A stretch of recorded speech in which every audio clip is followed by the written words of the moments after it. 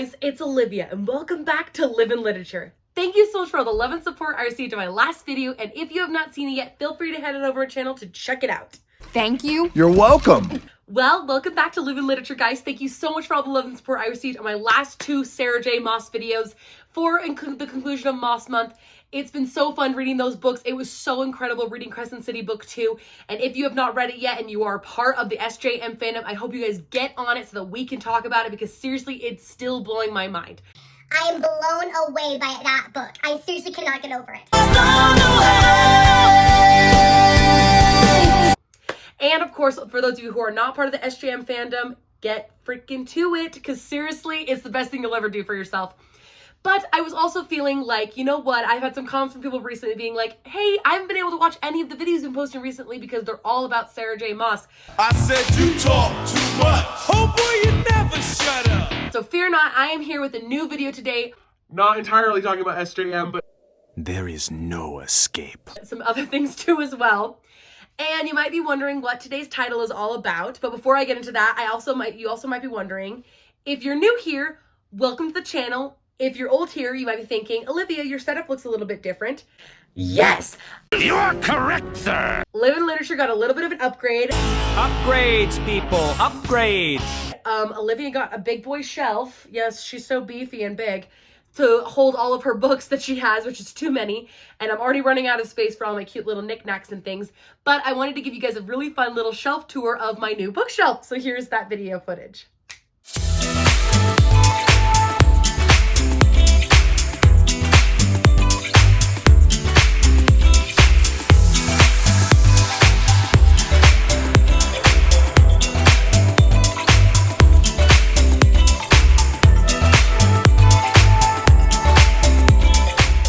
So that's what the new shelf looks like. Hope that you enjoy the new setup. If you like it, comment. If you don't, comment. I don't know. But that's the new shelf. So anyways, moving right along. This video title, as you can already see, is something that you probably were not expecting and something that's like a little bit interesting.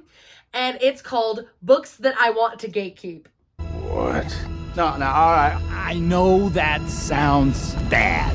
Now, for those of you who are like, what the fetch is gatekeeping, I will read it to you. I wrote it down in my little notebook, my handy dandy notebook. It says, and it's the Urban Dictionary's definition of gatekeeping is, When someone takes it upon themselves to decide who does or does not have access or the rights to a community or identity. so this idea came to me pretty recently because, besides books, movies, and all other forms of social media and whatnot, I love podcasting. I love podcasts. I love listening to podcasts. I'm a big podcast junkie. I like stuff that's just like for fun, to talk about weird stuff. I love stuff about like history and feminism, and I also love stuff about true crime. It's great. There's a certain podcast that I listen to with this amazing podcaster that I love so much. I'm not going to shout her out because like I don't want to like roast her, because I actually really, really like her. But I love her so much. Like, she's an amazing podcaster. And she was on her podcast a couple weeks ago talking about how she started reading Katura, A Court of Thorns and Roses, and how she was like really getting into it. And all of a sudden, I had this like intense feeling of like, no. Absolutely not. Not me. Certainly not I. Like, no. Like, I just had this intense feeling of like, I don't want you to read this because I feel like it's not your genre of book to read and that you're going to ruin it. does that make sense? Like, this video is completely like a total joke. Like, of course I would never, ever, ever gatekeep any book from you guys, because of course I don't want you guys to never feel a part of the book community, because books are for everyone. But sometimes there are books that are so like special to you, and the way that they're so special to you, and the way that they're written, the things that happen in them, they're so like intricate, and like sometimes they're a little bit strange, and you're like, there are people out there that you're like, they're not gonna understand the weirdness of this book, or like the impact that this book can have on you, because they're just they don't understand literature the way you do. I'm so much better than you. I don't know, sometimes when like, I guess to be perfectly honest, sometimes when like really popular people, or people who like are famous, or people who have like popularity clout essentially, get into literature, and that's like mine and our like niche thing, it sometimes makes me like want to guard my babies, if that makes any sense. That's weird. It's not weird. You're weird. And not to say that I would ever gatekeep books ever.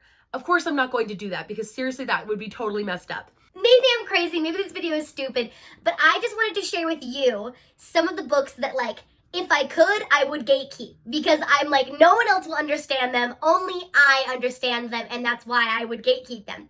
But of course, because I'm sharing them here with you, I'm not gatekeeping them, but like, they would be what I would gatekeep. My brain hurts! So hopefully you enjoyed this video, and hopefully it makes some bit of sense to you. Once again, like I said, I would never actually gatekeep books from people, because I share every book that I read with you guys. Literally, like, my next video is coming and it's going to be a wrap-up video for like the entire quarter of everything that I've read this past like quarter of the year, which is a lot of books, so just buckle up for that one. Like, I would never withhold books from you guys. I pinky promise. I would never gatekeep books, because books are for everyone and everyone should get to read whatever they want to. And we're just growing the community day by day. My friends! So here with you guys today, I'm going to recommend 5 books that I would want to gatekeep. So let's get started. Okay, so here are the books that I have for you guys today. It's a cute little list.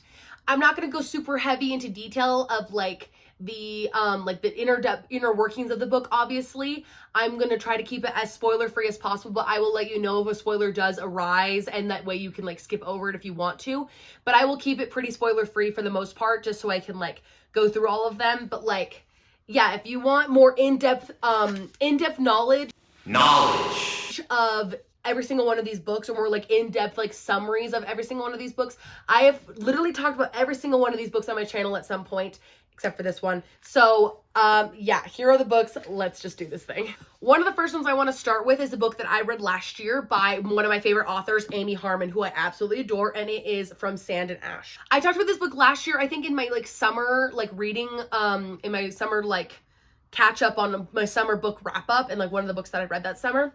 And From Sand and Ash is a lovely historical fiction. It's a World War II romance between an adorable woman named Ava and her this boy who wants to become a pastor named Angelo.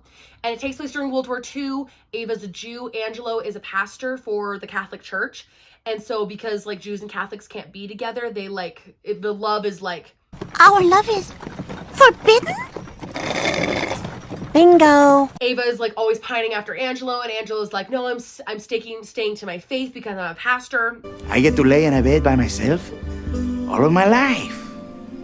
It's fantastic. And then of course you go through like the entirety of like 1943 and the Holocaust and what happened to the Jews, not only in Germany, but in Italy as well, because that's where they're located.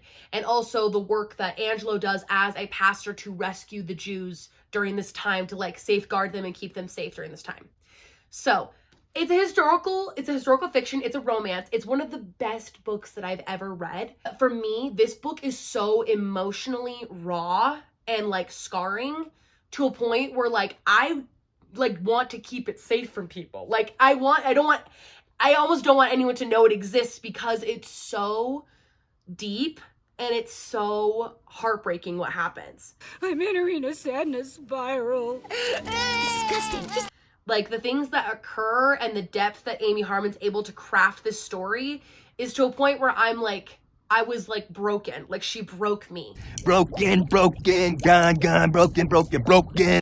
Like I just was not expecting it to like obliterate me in this way. And it honestly just made me, it was so like Raw and sad that I just was like, oh my gosh, like this is something that is utterly gut-wrenching. Like utterly gut-wrenching. I can feel Emotional, damn it! it's crazy. This book will literally like make you sob and cry, and it'll give you a whole new perspective on World War II and obviously the Holocaust and the Jews. It is a beautifully well-written story. Amy Harmon deserves a million snaps for it. It's a book that like, if I could keep it safe forever and only me would know about it, I would. But obviously I want you guys to know about it too. So here's that one. To keep things moving right along in the same stream of things, we have another Amy Harmon, The Second Blind Son. So Amy Harmon has a, not only does she write She writes contemporary, historical, and of course, fantasy. She has a fantasy series called The Sons of Salok, or The Songs of Salok. It's like a little fantasy series that she started. The first one is called The First Girl Child. This is the second book in that world. About Salok, and it's almost like Norse mythology about these women who essentially like in this like island of Salok. There's a curse set upon the land that no women will be born, and so then like all the men, and then like the population starts to die because there's no women, and then eventually they take the daughters of Salok and keep them safe up in like this like tower place where all of the like religious leaders work and stuff, and it's about these women. And so anyways, long story short, that's what The First Girl Child is about. The second Blind Son is about two separate characters that their story was happening at the same time as The First Girl Child, but like this is their story. And similarly, in the same wave as the first book that I talked about, From Sand and Ash, with Amy Harmon, she writes romances so beautifully. how romantic. And this one is very, like, it starts off so innocent and sweet and gentle between Gisela and Hode. These are the two characters, is Gisela and Hode. Blind Hode lives in a cave because he's kind of been exiled. And one day a girl washes up on shore, and that's Gisela. And she washes up on shore, and Hode takes care of her and tries to like get her to talk about like what happened to her, how she ended up on the island. And then she eventually gets sent away to the tower, and all she misses is her friend Hode. And eventually they fall in love, and it's very, very sweet. It's a very sweet romance. Hode and Gisela have a way with each other that like no one else will understand, and they understand one another to a point that's like really gorgeous and beautiful. And I think that Amy Harmon does an amazing job crafting this book. I just think it's really special, and that like it's also kind of odd, like I was explaining before, like kind of odd and weird. In case you haven't noticed, I'm weird. I'm a weirdo. Like this like whole fantasy it's not like a normal fantasy. Like it's different. And I think that their relationship is just different. And I kind of like the awkwardness and the weirdness of some parts of it. And so I just think this is a really cool, unique fantasy romance that you just don't get to like read about very often. And so here's that one for you. Next, I want to talk about a book that I read so long ago, but it's still one that is like holds true to me. And it's one that I have not mentioned on this channel yet. And that is one of my favorite books called Katura and Lord Death. And at this moment, I literally cannot remember the author's name, so I'll insert that in a second. But Katura and Lord Death, it is a short story. It's literally, the book is maybe 100 pages, maybe 120 at max. It is a short story about a young girl named Katura who gets lost in the woods, and one day, she gets lost in the woods for a couple of days, and as she lay there dying, Death approaches her, and instead of taking her away, she begs him for life, and as she does, she tells him a story. And as she's telling him the story, she stops herself and says, "I'll finish the story if you let me live another day and guide me out of the forest." And so essentially she's trying to cheat Death for a couple of days. And he wants to know why she wants to live so badly, because she's like, I have not met my true love. I haven't met my true love yet. She's like, I haven't had children yet. She's like, I haven't had my own little house to cook and to clean and to have all the things that I wanted in my life. And so she sets out to essentially trick Death into giving her all of these, into letting her live long enough so that she can like obtain these things. And I read this book so long ago, but it made such a little impact on me that it's so odd and weird. It's such a simple little story. It's so sweet and tender, and the way that it ends. I remember the first time that I read this, I was maybe like 13, 14 years old when I read it. When I read that book for the first time, and with the way that it ended, I just sobbed. I sobbed because I both felt for her and could completely understand what she was doing and why she was doing it the way she was. But I also just was so sad. And it's a short little story. It really, like, you can read it in like an hour. Like, literally, it's so short. It's so sweet and tender. It's very like odd and interesting. It's just a really cool little like moral of the story kind of little thing. I don't know why. I felt the need to mention it here because it made such an impact on me, and like my love of fairy tales, very much like, and true love and those kinds of things was very much residing in that little book. I've been dreaming of a true love's kiss, and a prince I'm hoping comes with this. And it was very sweet and very much like, it was very unexpected, especially for like a young me. And so I feel like it's one that I wanted to mention here today. So I hope that like, if you decide to check that one out, please do. It's really, really sweet. Next, now I know everyone is just sick of me talking about Sarah J. Maas, but I gotta bring it up. Dad, do we have to? This is A Court of Mist and Fury by Sarah J. Maas. And now, so I wanted to talk about Sarah J. Maas in general for the gatekeeping thing, and ACOTAR in general. Everyone is obsessed with ACOTAR, okay? everyone. Everyone and their cousin is obsessed with this book series. And all I want to say is, like, what about Throne of Glass? What about Crescent City? Like, everyone just, like, is always like, oh my gosh, nothing will be better than ACOTAR. ACOTAR's the best. And I agree. I really like ACOTAR. ACOTAR is literally so freaking good. Like, it's crazy how good this series is. And I know why so many people have attached themselves to it. But it's starting to get to the point where, like, it's become so popular that, like, the whole world knows it exists. And I'm afraid it's gonna get ruined for all of us who had it first. I was here. First. Say what you will, maybe I'm just arrogant, but like, I just like to credit myself with the fact that I'm like, I discovered this book before it was popular. I knew about ACOTAR way before it hit the hype. And like, that's maybe my reason for defending it and being like, look, I've been here since the beginning, baby. Like, I've been here since the beginning. Even these are the old covers. Since the dawn of time.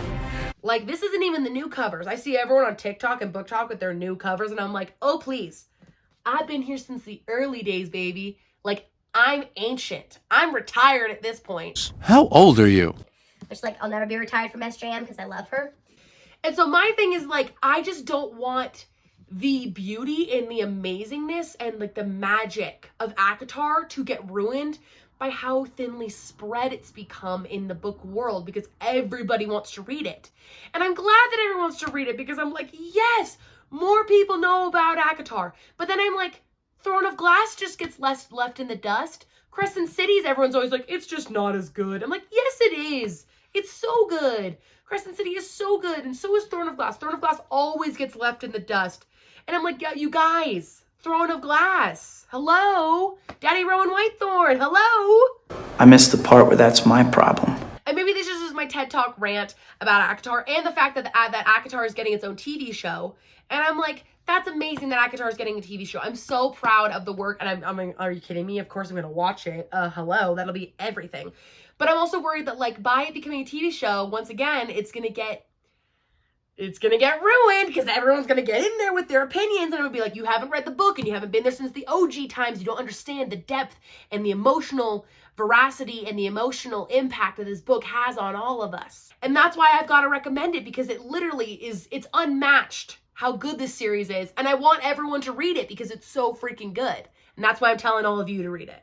And last but certainly not least is a brand new book that I have just read, literally like not even a week ago. I just finished this one, and it is actually so freaking brilliant. I literally love it so much, and I'm not going to shut up about it, but also I don't know if people are going to like get the emotional impact and the subtle beauty that is this book, which is A River Enchanted by Rebecca Ross. Now, Rebecca Ross, which I didn't know this until I read this one, is originally a YA author, and this is her first new adult/adult debut. Very well done. Way to go, Idaho! But this adult book was really, really beautiful. To give you guys a quick plot summary, it is about a young man, which, like, very weird for me to be talking about a male protagonist. Ugh, he looks like a hobo. A hot hobo. It's about a young man named Jack Tamerlane, and he has been on the mainland studying to become a bard for the past 10 years with his harp and his voice, until he gets a summons from his lord on an island where he grew up called Cadence. Now, this island of Cadence has an east and a west side. He's from the east side with the Tamerlanes, and the Brecons are on the west. And now there's not really a war going between, but the island is cursed. But anyways, as Jack heads back, he finds out that his lord didn't send that message. It was his old menace and the lord's daughter, Adara, and she basically told him that the young ladies in the town are going missing, and she feels like Jack is the way to stop them from going missing and to find them and find out what's happening to them. Your ideas are intriguing to me. This book is very much like a Scottish mystery. It's very sweet and tender. There are multiple perspectives with these amazing side characters who, like, I could go on and on about the side characters. Torrin and Cedra. Love them. They're amazing. And there's a gorgeous romance with his enemies to lovers with Adara and Jack. It's very, very sweet. There's a lot of family conflict and dynamic. There's like warring sides. It's these two rival clans. There's fae and folk people. There's like little bits of whimsy, and it's like this Scottish mystery essentially. And it feels very like, it just feels like old. It feels like old magic. It feels like old fantasy. There's magic everywhere. And I just really like that you can just like sink your feet into into the fantasy dirt, and you're just like get all dirty and grubby with it, and you're just like, yes, like I'm part of the laborers of this land, and I really feel deeply about these people. I don't know why, I attached myself really deeply to this one. It was really beautiful and very unexpected. I liked it a lot because of its honesty and because of its like unusual story. There is going to be, it did end on a massive cliffhanger, and I was just like in tears about it. And thankfully there will be a sequel. It'll be the concluding duology that it will come out in November, and I'm very, very excited for that. So here's another one that I want to recommend to you guys, but also like low-key want to gatekeep. So that is all the books that I have for you guys today. So thank you so much for joining me, and I hope that you enjoyed this video. And if you did, do not forget to like, comment, and subscribe to the Live in Literature YouTube channel.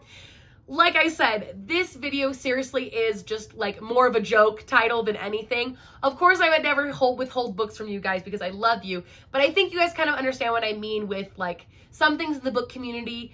You want everyone to appreciate them the same way that you do, in the same like intensity and like depth that you do, but in some ways you just want to keep something special. And for me, I think that books are special for everyone in their own way, and I'm glad that we can share them all together like here on this platform. So thank you so much for joining me again today. I love you guys the most, and I'll talk to you later. Bye.